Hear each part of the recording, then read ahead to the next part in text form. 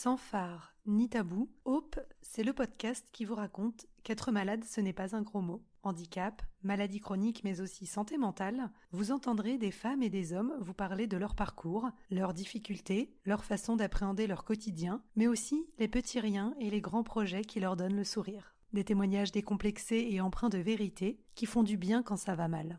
Bienvenue dans Hope, le podcast de Medicite.fr qui retrace le parcours peu ordinaire de patients extraordinaires.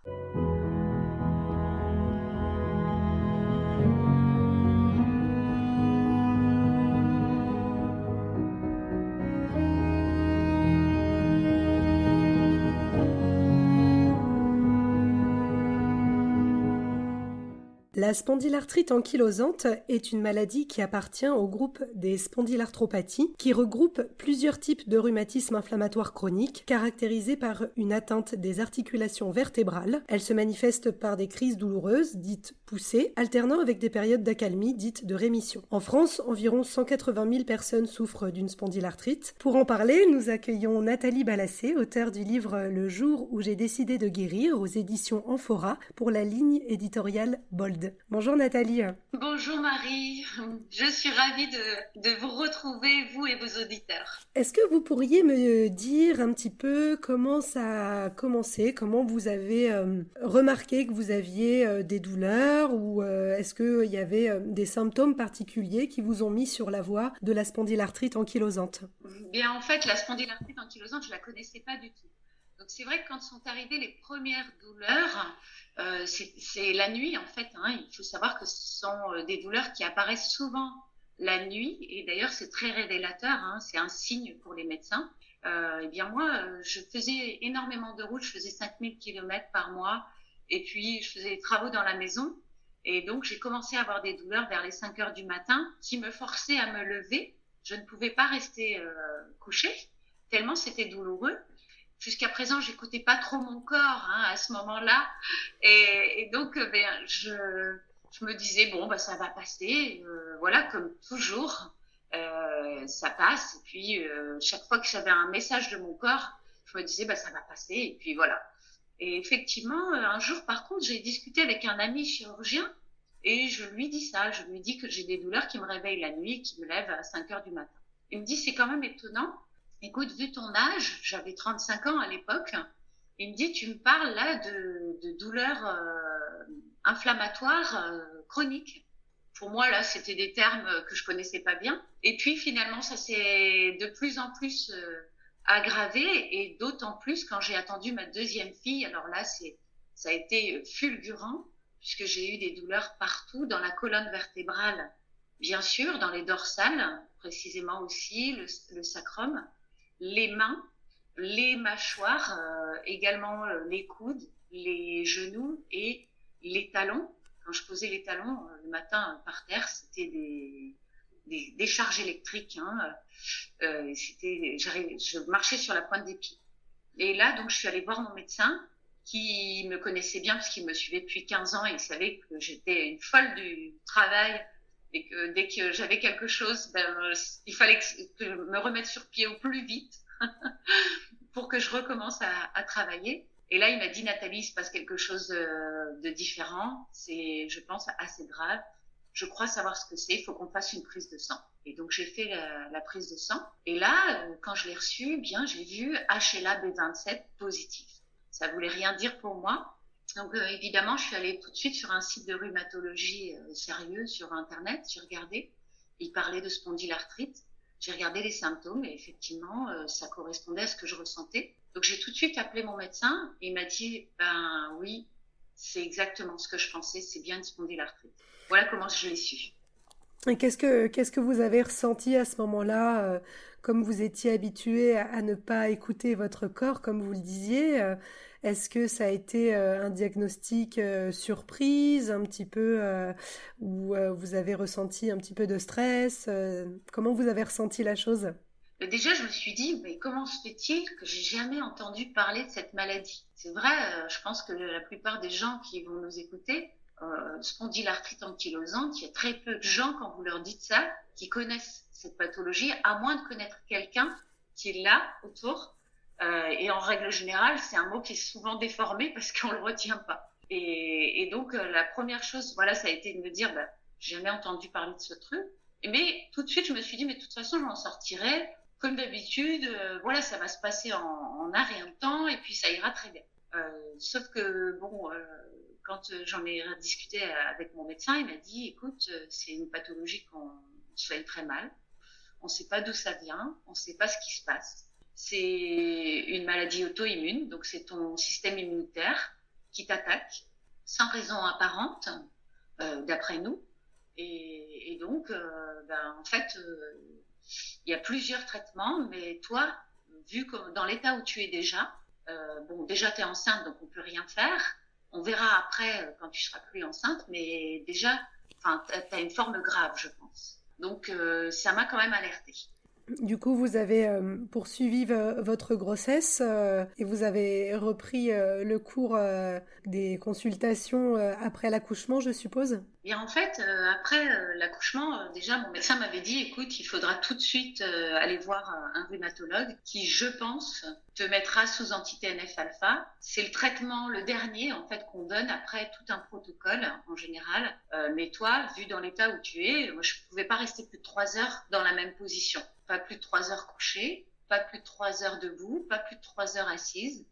Et je souffrais jour et nuit en permanence. Et donc, quand j'ai accouché de ma fille, déjà ça a été hyper douloureux. Puis on a fait une césarienne parce que j'étais trop fatiguée par les douleurs. Par contre, j'ai pas voulu aller voir tout de suite un rhumato. Je voulais absolument allaiter ma fille. Donc, je l'ai allaitée pendant 10 jours. Et puis, au bout de 10 jours, je me suis retrouvée avec plus de 42 fièvres, moi qui n'en fais jamais. Et donc, là, mon médecin m'a dit, là, il faut que tu arrêtes parce que là, il faut que je te donne absolument des anti-inflammatoires.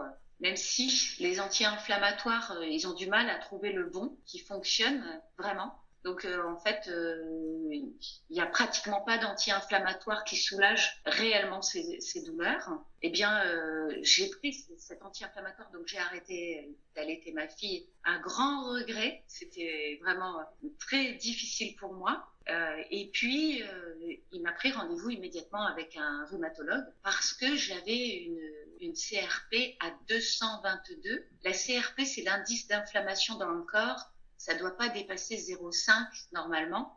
Et moi, j'étais à 222. Il m'a dit, tu es une bombe à retardement parce qu'à tout moment, tu peux faire un arrêt cardiaque, tu peux faire un AVC, enfin, quelque chose de très grave avec une CRP à 222. Et donc le rhumatologue, quand vous le consultez, qu'est-ce qu'il vous propose? Eh bien, donc, il m'a ausculté, il me disait, voilà, il me touchait plusieurs endroits du corps en me disant, est-ce que vous avez mal là? À chaque fois, c'était oui. Je lui avais apporté mes radios. Effectivement, j'avais fait une radio à 35 ans quand j'avais mal suite au conseil de mon ami chirurgien qui m'avait dit, là, écoute, c'est pas possible.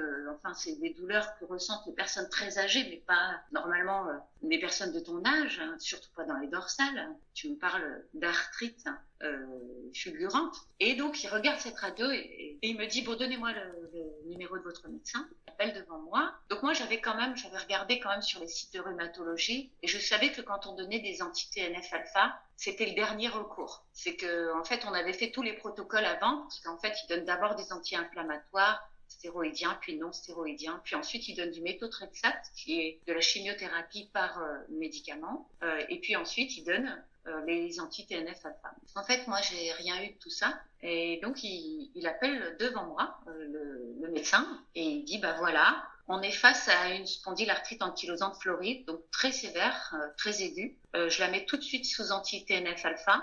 La semaine prochaine, il faut qu'elle remette tous ses vaccins à jour. Et la semaine suivante, elle se fait, vous lui apprenez à faire sa première piqûre et il lui en faut une par semaine, alors que normalement, c'est une tous les 15 jours. Moi, évidemment, en face, j'ai les larmes qui commencent à couler. Je comprends que c'est très grave. J'espérais, parce que j'avais vu 2 rhumatos pendant ma grossesse qui m'avaient dit, mais pendant la grossesse, tout peut être changé, et peut-être que c'est pas une spondylarthrite, peut-être que votre médecin a tort. Et donc, j'espérais, je me raccrochais à cet espoir. Et donc, quand il raccroche avec mon médecin, je lui dis, mais alors, en pleurant, mais il me regardait pas, donc, parce que moi, je suis assez discrète, j'ai pas trop envie qu'on me voit pleurer. Je lui dis, mais c'est une spondylarthrite alors? Il me dit, mais oui, mais ça se voit sur la radio déjà de 2010. Donc évidemment que c'est une spondylarthrite. Et là, j'ai pris un coup au cœur et donc je suis sortie de là. Je lui ai demandé comment ça allait se passer pour moi et j'ai bien vu dans ses yeux, il n'avait pas d'espoir pour moi. Et en plus, quand je lui ai demandé comment ça pourrait se passer pour moi pour le travail, il m'a dit d'ici la fin de l'année, ça va être compliqué pour marcher. Et je suis partie comme ça, en pleurs, jusqu'à mon VSL, parce que je ne pouvais pas conduire. Il faut savoir qu'à ce moment-là, en fait, je passais entre 10 à 15 jours sous morphine par mois. Et le reste du temps, je souffrais le martyre de jour et encore plus de nuit, bien sûr. Parce que la nuit, c'est encore pire. Voilà, parce que tant qu'on bouge, ça va.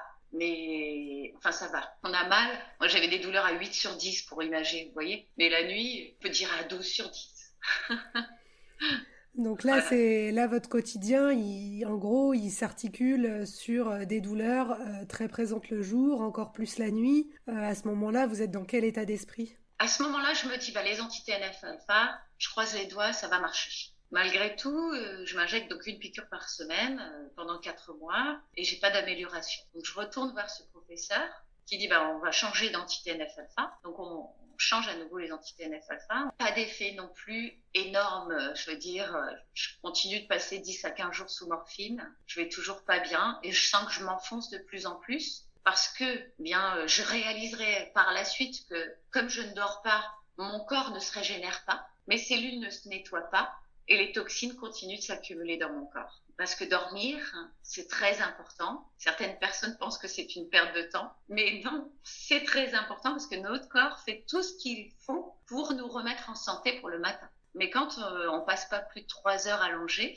ben forcément, il n'a pas le temps de faire tout ce qu'il faut. Et il y a une nuit particulière qui se passe, que vous décrivez dans votre livre, une nuit où vous avez sur votre table de chevet l'ordonnance pour un fauteuil roulant, comme votre rhumatologue vous a prévenu que d'ici la fin de l'année, ça deviendrait probablement très compliqué pour vous de vous mobiliser.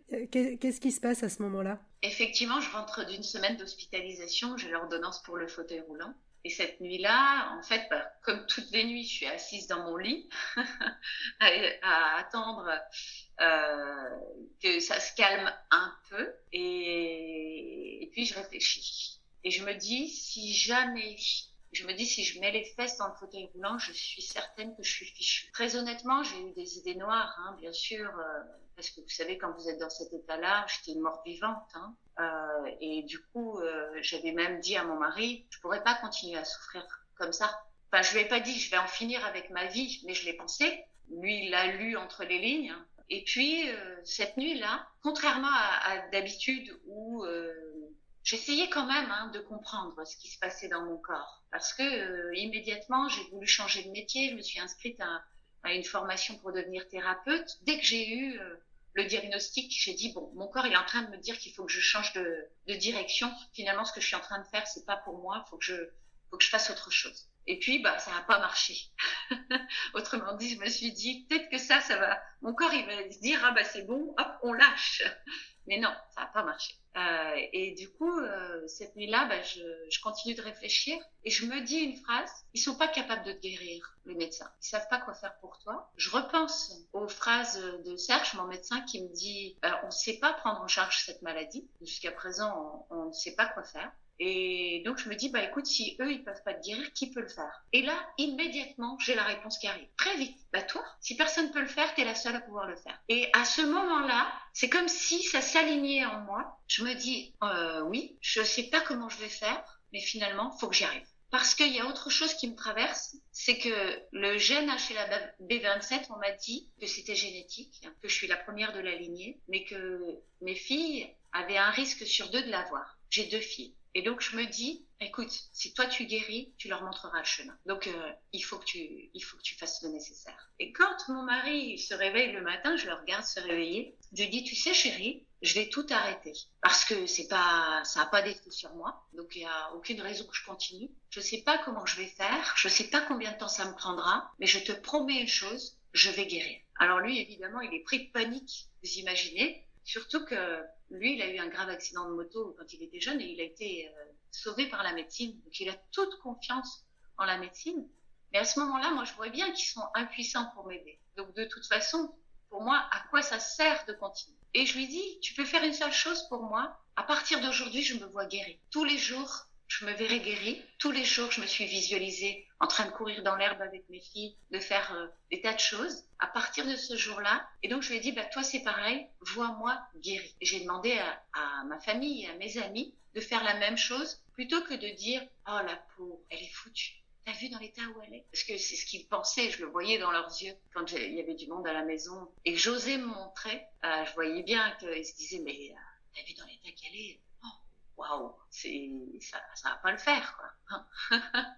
Et donc, tout le monde a joué le jeu, et je vous assure, c'est une chape de plomb qu'on m'a retirée de la tête, énorme, et ça m'a aidée déjà. Par la suite, ça s'est traduit, comment? Vous avez, il me semble, fait beaucoup de recherches pour trouver cette voie de guérison. Ah oui, c'est clair, oui, j'ai fait énormément de recherches. Heureusement, pendant ma grossesse, j'étais allée voir un acupuncteur qui m'a dit, spondylarthrite, bougez pas, je reviens tout de suite. Et il revient avec un livre de Norman Cousins. Et donc, c'est un monsieur qui avait la spondylarthrite ankylosante, qui était en train de mourir à l'hôpital. Il lui restait 6 mois à vivre. Il était sous morphine en permanence. Et son médecin lui a dit, ce qu'on peut faire, c'est que je te sors de l'hôpital, je te mets dans un endroit où tu n'as rien à faire, et je t'injecte 60 grammes de vitamine C par jour. Donc lui, il a dit d'accord. Il a dit, j'arrête de regarder les informations, et je reçois que des gens qui me racontent des histoires drôles, et il s'est mis à regarder que des films drôles. Donc en fait, il a guéri grâce à la rigologie et aux injections de vitamine C. Alors moi, évidemment, j'en ai cherché, mais j'en ai pas trouvé parce qu'en France, c'est pas réglementé. Et donc, par contre, j'ai trouvé de la vitamine C en poudre et j'ai commencé à prendre 25 grammes de vitamine C par jour. Ça a été une véritable purge pour moi, je vous assure. Ça a nettoyé mes intestins parce que la vitamine C, ça déménage. À partir de ce moment-là, mes douleurs sont passées de 8 sur 10 la journée à 4 sur 10. Et je me suis dit, yes! Déjà, c'est super. Bon, la nuit, je souffrais toujours énormément. Et j'étais toujours obligée de me lever. Et par contre, ça a allongé un peu mes nuits. J'ai commencé à faire 4 heures de nuit au lieu de 3. Donc déjà, c'était un pas supplémentaire. Et puis, mon mari me disait que je gémissais la nuit le peu de temps où je dormais, donc je m'en rendais pas compte. Voilà. Mais du coup, ça a commencé aussi à disparaître au fur et à mesure. Donc, lui aussi a pu remarquer qu'il y avait une amélioration. Par contre, je continuais d'avoir des crises inflammatoires, mais petit à petit, elles ont commencé à diminuer aussi. Alors, j'ai commencé à prendre aussi des compléments alimentaires, à prendre du curcuma, très puissamment dosé aussi, avec de la pipérine, parce que les deux vont ensemble. J'ai pris de la griffe du diable ou de l'arpagophytum pour les douleurs. J'ai pris de la spiruline pour donner tous les minéraux dont avait besoin mon corps. Voilà. En fait, petit à petit, j'ai regardé un peu tout. J'ai été aussi sur les huiles essentielles, où j'ai commencé donc mon mari me faisait des massages avec la gaultérie, les licryses qui sont très très puissantes pour l'inflammation. Et donc petit à petit, je vais dire au fur et à mesure des mois, puis des années, j'ai avancé sur ce chemin de guérison. J'ai découvert des tas de choses, comme l'irrigation du côlon aussi. J'ai nettoyé mes intestins. J'avais 3,5 kg de matière qui stagnait dans mes intestins et qui m'empoisonnait. Eh bien, j'ai revu aussi mon alimentation. Donc, j'ai arrêté le gluten. Ça n'a pas été facile parce que quand vous souffrez et que vous vous privez, entre guillemets, parce que j'avais le sentiment de me priver, eh bien, vous voyez, par exemple, j'ai arrêté le gluten 15 jours. Puis, je me disais, je souffre encore. Alors, ça sert à quoi de me priver? Donc, je recommençais. Ça, je le dis pour les personnes qui ont la spondylarthrite et qui vont nous écouter, parce que c'est très important. Il faut l'arrêter pendant longtemps pour que ça ait un effet. Surtout quand on est atteint à un stade comme je l'étais moi. Parce que la spondylarthrite, vous l'avez très bien dit, Marie, au début, effectivement, parfois, il y a des personnes qui n'ont que des crises de temps en temps. Et donc, c'est pas tout à fait pareil. Ça veut dire que là, le corps, il est en train de prévenir. Il est en train de dire, attention, tu m'empoisonnes. Peut-être par la pollution extérieure, la pollution avec tes émotions, la pollution avec ton alimentation. Vous voyez, il y a plein de choses qu'il faut regarder. J'ai arrêté le gluten, j'ai arrêté le lactose. Aujourd'hui, je mange plus de produits laitiers. J'ai arrêté le sucre raffiné et puis quasiment la viande. J'en mange quasiment plus aujourd'hui et je vais formidablement bien. Elles sont toujours présentes, ces douleurs? Vous les notez encore ou elles ont complètement disparu? J'ai mis longtemps avant de les arrêter totalement. Si jamais je fais un écart trop prolongé sur le gluten, par exemple, si je fais un écart de une seule fois comme ça dans le mois, ça va aller. Par contre, si je fais un écart sur les produits laitiers, surtout de vache, alors là, c'est sûr, je vais avoir des douleurs. Mais ce qui m'a aussi beaucoup aidé, c'est vraiment le travail sur mes mémoires inconscientes qui provoquaient la maladie. C'est une maladie des os et le décodage biologique, c'est-à-dire l'émotion qui provoque une maladie des os, c'est la dévalorisation. Je me suis dévalorisée pendant plus de 30 ans, où je me trouvais moche, inintéressante, inintelligente. En plus, j'avais une mémoire de dévalorisation profonde, puisqu'il y a eu un viol dans ma famille, et pas très loin, puisque c'était ma grand-mère qui a donné un enfant. Et donc après, il y a eu de la violence, avec des hommes violents sur ma maman, sur moi, ce qui provoque encore de la dévalorisation. Donc, il a fallu que je travaille sur toutes ces mémoires inconscientes, et que je nettoie, je vais dire, mon disque dur inconscient, pour que j'arrive à enlever définitivement les douleurs et à retrouver une vie parfaitement normale. Et c'est forte de toutes ces expériences qui vous a donné envie de rédiger cet ouvrage? Oui, en fait, comme je me sentais pas forcément capable d'écrire un livre, pour tout vous dire. Mais quand je racontais mon histoire, parce que ça m'arrivait parfois de rencontrer des groupes de personnes, on parle de soi à un moment donné, surtout quand on travaille sur soi. Et puis quand je racontais mon histoire, on me disait mais faut que tu l'écrives, faut absolument que tu l'écrives. Tu te rends pas compte comme c'est inspirant pour les gens, et surtout les gens qui peuvent avoir cette pathologie ou qui souffrent d'un mal-être ou d'une autre maladie, puisque moi il y a des gens qui ont la sclérose en plaques qui m'ont écrit en me disant mais Nathalie, j'ai décidé de guérir à partir d'aujourd'hui grâce à votre livre. J'ai compris des tas de choses. Voilà, j'ai des tas de gens, même des gens qui sont en pleine forme, qui m'ont dit mais votre livre ça a été un révélateur. Donc effectivement à un moment donné j'ai pris mon courage à deux mains, j'ai dépassé mon syndrome de l'imposteur et puis je me suis dit écoute, en fait tu sais t'es pas plus bête qu'une autre. D'abord j'ai décidé de m'aimer aussi, ça a été énormément important dans ma guérison aussi, et donc j'ai décidé d'accepter toutes mes facettes et puis me faire davantage confiance, et donc je me suis lancée dans l'écriture. Si vous aviez quelques conseils à donner à quelqu'un qui vient tout juste d'avoir son diagnostic de spondylarthrite, qui peut-être était un petit peu comme vous, choqué et perdu à ce moment-là, qu'est-ce que vous auriez envie de dire à ces personnes? Alors déjà, j'ai envie de leur dire courage, parce que c'est une maladie invisible qui ne se voit pas à l'œil nu, qui crée une véritable invalidité. Et donc vraiment, je leur envoie beaucoup d'amour, parce que c'est tellement compliqué par rapport à l'entourage. Et je pense que les personnes en plus qui sont atteintes de spondylarthrite, ce sont des gens courageux, et ce sont des gens qui ont vraiment beaucoup qui vont persévérer.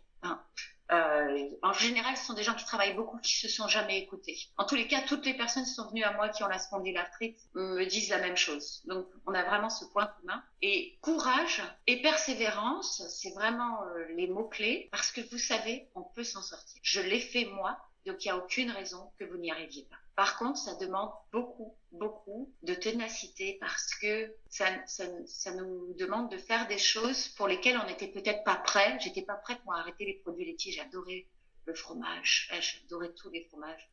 J'en ai mangé des tonnes et des tonnes. Justement, c'est certainement ce qui a intoxiqué mon corps aussi, parmi tout ce que j'ai cité déjà. Donc, ça a été vraiment une épreuve pour moi d'arrêter les produits laitiers, d'arrêter le gluten, de changer mon alimentation. En fait, voilà, vous allez devoir faire des choses auxquelles vous n'êtes peut-être pas prêt, mais on souffre tellement qu'à un moment donné, de toute façon, il faut le faire. Parce que si vous voulez vous en sortir, il faudra le faire. Donc, il n'y a vraiment pas le choix. Il faudra le faire à un moment donné, si vous voulez vous en sortir, parce que les médecins disent qu'ils ne savent pas d'où ça vient, la spondylarthrite, et que c'est le système immunitaire qui défaille. Ce que j'ai pu observer, moi, dans ma guérison, c'est qu'en fait, c'est une intoxication du corps par les émotions qui ne sont pas gérées et qui peuvent ne pas nous appartenir, en plus, qui peuvent être transgénérationnelles, par l'alimentation, par la pollution extérieure. Si vous habitez dans une grande ville avec tous les gaz d'échappement, ça peut être les relations toxiques qu'on entretient, de la colère qu'on a à l'intérieur de nous et qui nous empoisonne. Parce que la colère, ça abîme le contenant. Celui qui a cette colère, mais pas les autres, c'est nous qu'on abîme quand on a de la colère, du chagrin, de la peur, toutes les émotions bloquées. Et donc, il faut travailler, c'est multifactoriel. Je crois que les maladies auto-immunes, en règle générale, sont multifactorielles, donc il faut travailler sur tous les facteurs. Il faut arrêter de regarder les informations. Il faut s'injecter, j'ai envie de dire, des pensées positives en permanence, donc en écoutant des affirmations positives, par exemple. Vous voyez? Donc, il faut travailler sur soi profondément pour revenir à la santé. Et donc, il faut aussi avoir un pourquoi très, très fort. Et moi, je l'avais avec mes filles. Donc, pourquoi on veut rester en vie? Parce que c'est une maladie qui nous épuise tellement qu'on meurt plus rapidement si elle continue d'être active chez nous. Aujourd'hui, vous êtes dans quel état d'esprit? Qu'est-ce que vous avez envie de transmettre dans votre vie et personnelle et ou professionnelle? J'ai envie de transmettre, évidemment, le fait qu'on est acteur de notre santé, on est acteur de notre vie. D'ailleurs, je fais très bientôt un séminaire « Deviens acteur de ta vie » parce que on peut à tout moment, quoi qu'il se passe dans notre vie, et je parle à toutes les personnes qui nous écoutent, si vous avez un mal-être, si vous vous sentez pas bien dans votre vie, vous vous sentez victime de la vie, vous avez l'impression que ça tombe toujours sur vous, que la vie est profondément injuste et peut-être même qu'elle vaut pas la peine d'être vécue. Je vous assure que si. La vie, elle est belle. La vie est magnifique. Et surtout, quand avec tout ce travail, moi aussi, j'ai eu longtemps envie de mourir. J'ai eu des envies de mourir dès l'adolescence. Aujourd'hui, je me dis, mon Dieu, mais en fait, c'est tellement formidable. On peut tous créer un monde meilleur en s'entraidant les uns les autres. Donc voilà ce que j'ai envie de faire, c'est d'aider, d'accompagner au changement les gens qui souhaitent le faire pour eux et qui souhaitent avoir une vie meilleure. Merci beaucoup Nathalie pour ce beau témoignage. Merci à tous pour votre écoute et à bientôt pour un nouvel épisode de Hope, le podcast qui retrace le parcours peu ordinaire de patients extraordinaires.